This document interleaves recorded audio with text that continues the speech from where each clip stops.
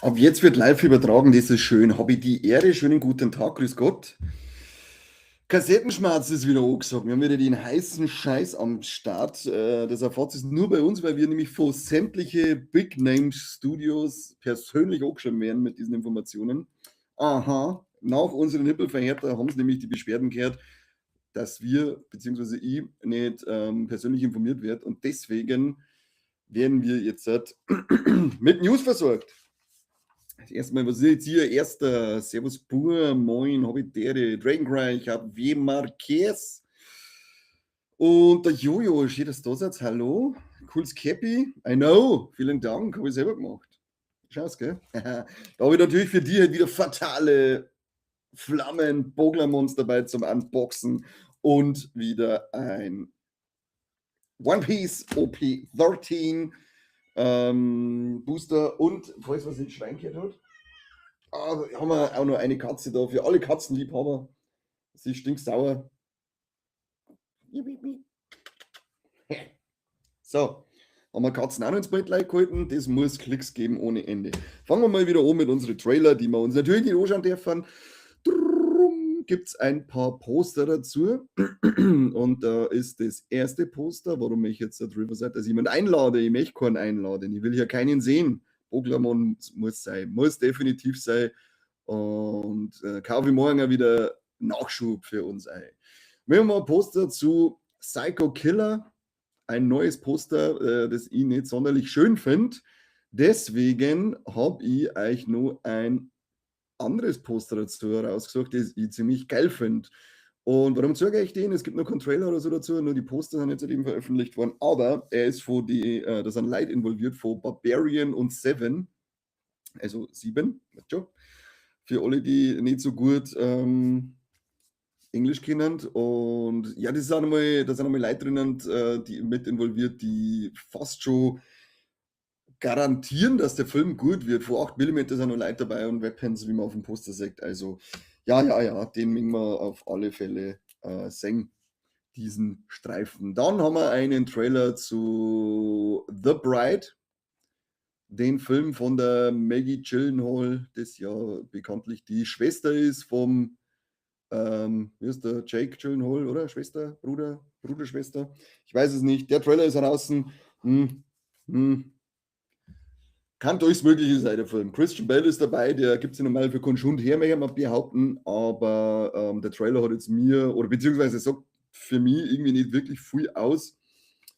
Mal gucken, was da auf uns zukommt. Vielleicht erleben wir den im Kino. Ich weiß es noch nicht. So was haben wir nur einen Trailer gehabt. Der fragt sich jetzt nicht, warum hier das Poster links ist. Ich habe keine Ahnung, was machen Sachen im Internet? Was machen Sachen? Twisted, der neue Film von Darren Lynn Bousman, der ja so 3, 4 und 5, glaube ich, gemacht hat. Der Trailer am Ende wird so ein wenig wieder, aber so wirklich aussagekräftig ist er auch noch nicht. Ich bin gespannt, was uns der gute Herr da liefert, weil ist ja auch schon eine ganze Zeit lang her, dass der irgendwas gemacht Sachen. Und dann haben wir keine Trailer mehr gehabt, auch keine neuen Poster oder sonst irgendwas. Es war dann relativ fad, was es so visuell Neues gab. Ich hätte immer nur wissen, warum das Schweineposter da auf der linken Seite ist und alle anderen Beutel sind mittig, aber was interessiert es uns? So, ein paar Ankündigungen hat es auch wieder gegeben, nämlich der Exorzist, das Reboot, das nochmalige Reboot, jetzt von Mike Flanagan, ist jetzt für März 2027 angesetzt. Genauso wie es eine Ankündigung gab zu The Conjuring. Da ist nämlich jetzt ein Prequel für den 10. September 2027 angesetzt. Am meisten freue ich mich dieses Jahr auf Yosemite Adventure. Auf Netflix vergessen, Sie erwähnen in meinem Kommentar. Ja, das glaube ich, dass das dein Highlight wird, was ich da mitkriege mit dir und diesen Bizarre Adventure, aber ich bin immer noch nicht drinnen. Immer noch nicht, habe immer noch so viele andere Sachen zum Schauen, zum Fertigschauen, deswegen. Aber wie ich da schon oft gesagt habe, it's on the list. It's on the list, ja. Wo waren wir? Heute ist wieder ein wenig mau mit den Infos. Mit den News. Aber ein bisschen was gibt es zum Verzeihen. Der kommende The Legend of Zelda Film ist jetzt anscheinend schon fix, dass der exklusiv auf Netflix erscheint, nach dem Kino-Release. Also er kommt definitiv ins Kino, Gott sei Dank, 3 Reizzeichen, soll aber danach dann exklusiv auf Netflix zu streamen sein. Ist mir dann auch relativ wurscht, solange sie da wegen so einem Bullshit wie, was weiß ich, RTL Plus oder so gestreamt wird, den keine Sau nicht hat, oder das keine Sau nicht hat, sondern auf den großen. Hat eigentlich irgendjemand schon HBO Max sich geholt, falls ja, wie seid ihr zufrieden damit, wie läuft das Ding? Kannst du mal in die Kommentare einschreiben, falls irgendjemand probiert hat. Und ein weiteres Spin-off ist jetzt angekündigt zu Game of Thrones, nämlich das Arya Stark Spin-off ist jetzt in einem Early Development, wie sowieso schon heißt, weil nämlich dafür das Jon Schnee Spin-off gestrichen wurde. Da ist ja, glaube ich, was weiß ich, wie lange schon umeinander geschissen worden, dass da noch irgendein Spin-off kommt. Und ja, jetzt haben sie es geschafft, dass sie wieder mal eins ankündigen und dafür eins streichen. Und der Adam Sandler ist auch wieder mal präsent. Was hat er geschrieben, was hat er gesagt? Die einzige Info, die ich zum Adam Sandler da geben wollte, war eine tolle Aussage vorher. Er hat gesagt, bis er stirbt, macht er definitiv noch 50 Filme, mindestens 50. Aber er hat dazu gesagt, dass locker 25 davon gut sein werden. Ja, da bin ich mal gespannt. Da bin ich ja mal gespannt, ob er das durchhalten kann, dass er 25 gute Filme macht. Ich bezweifle es ja.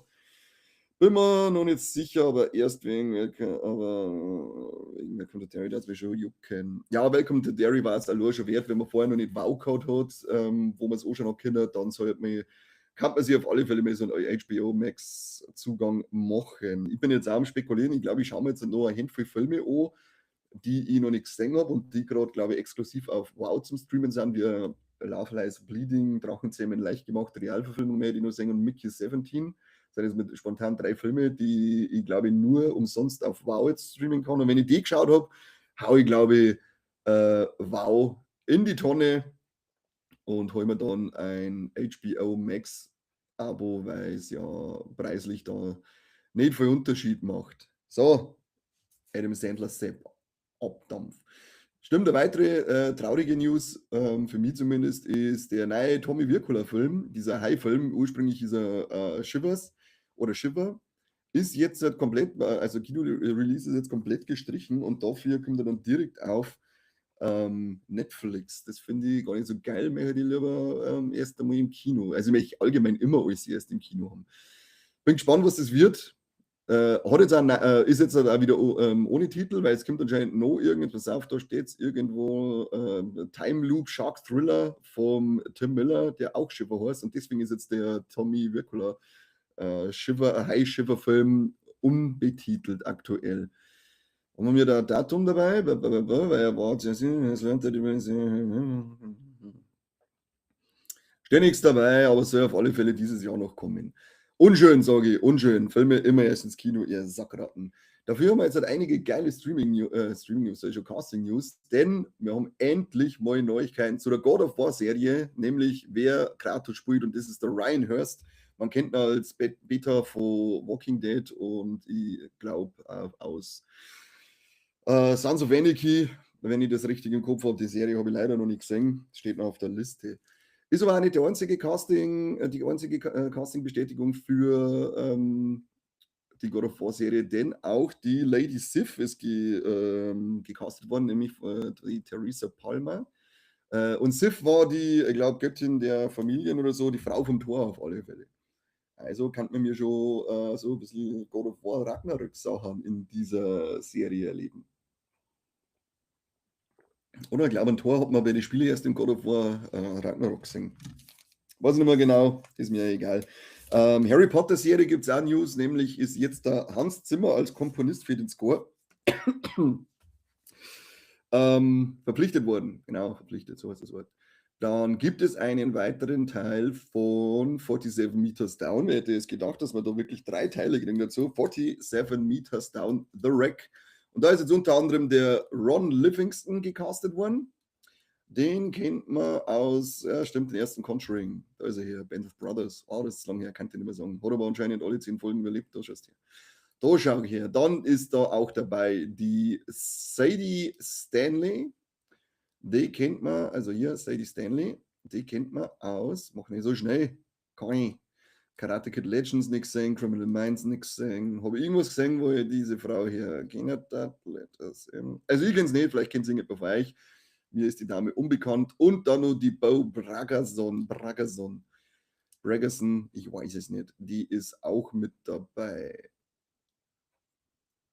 Und zwar, ach, das ist ja die gute Frau, die, haben wir eh schon drüber geredet, die ja die Prinzessin Zelda spielen wird in dem Legend of Zelda Film. Schaut's her! So verknüpfen sich hier die News. Ja, 47 Meters Down the Rack. Und was haben wir noch für ein Casting? Stimmt, White Lotus Season 4, Staffel 4 hat auch wieder neue Castings bekannt gegeben. Einmal den Stephen Coogan, wenn man so ausspricht. Stephen Coogan und dann noch den Caleb Joint Gentes Edwards. Wo hat der mitgespielt? Black Snow, The White Lotus, aha, sonst hat der noch nicht viel gemacht. Und der Steve Coogan mitgespielt, den kennt man noch irgendwoher. Sandman hat er mitgespielt in der Serie. Und zwar den Bannerbus. Aha. What We Do in the Shadows war er auch dabei. Aber nur eine Folge, das zeigt nicht. Joker Folie à deux. Den habe ich verdrängt. Naja. Auf alle Fälle sind die in White Lotus Staffel 4 dabei. Die müsst ihr auch mal anschauen.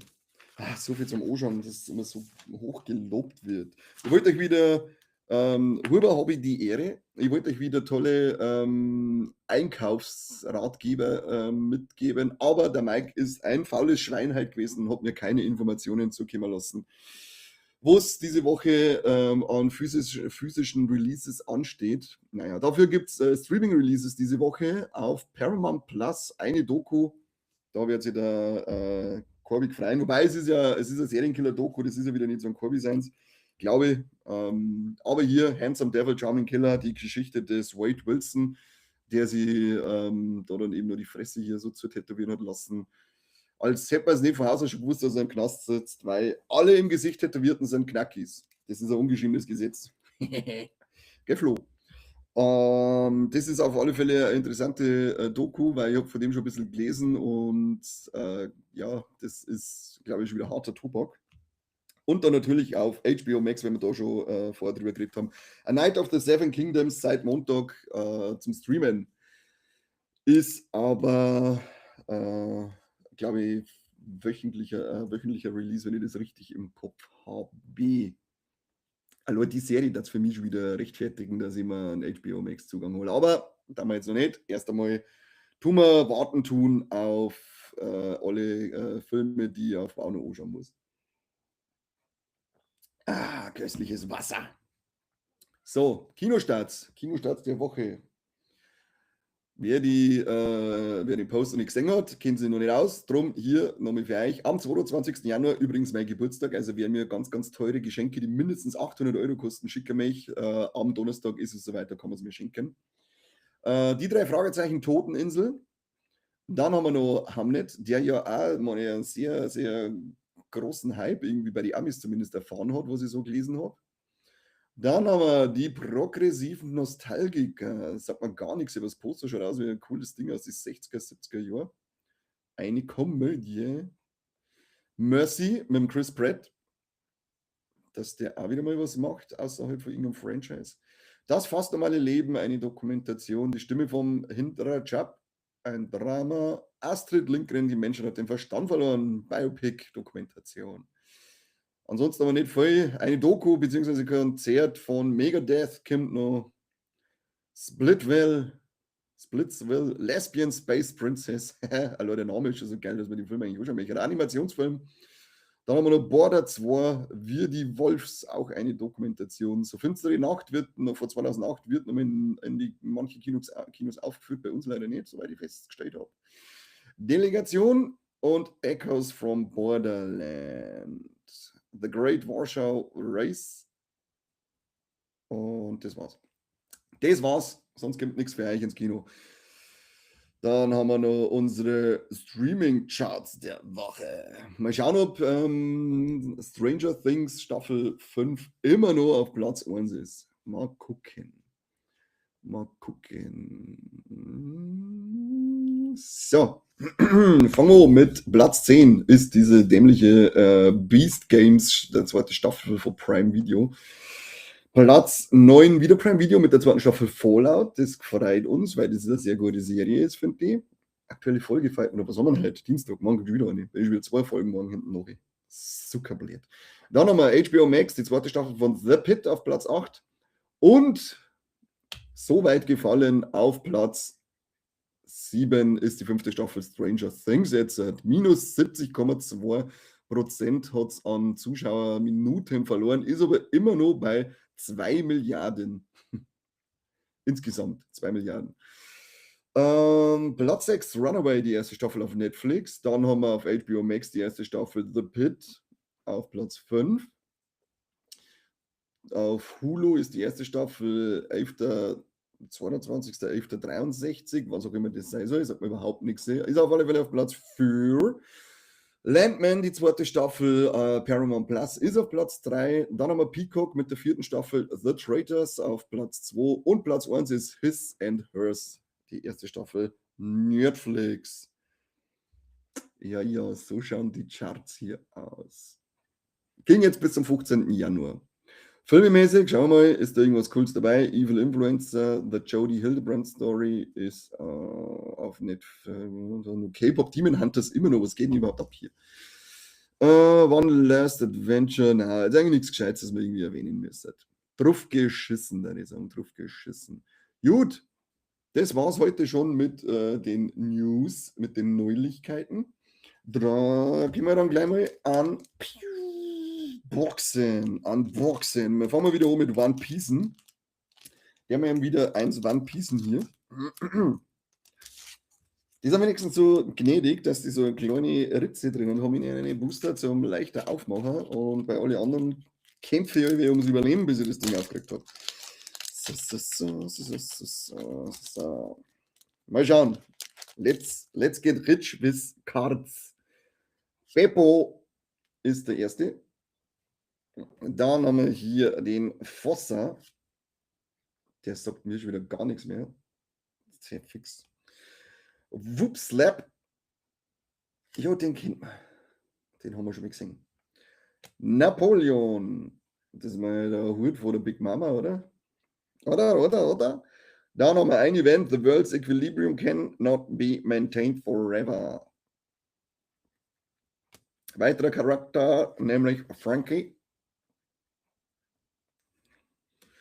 Dann haben wir Portugas de Rouge.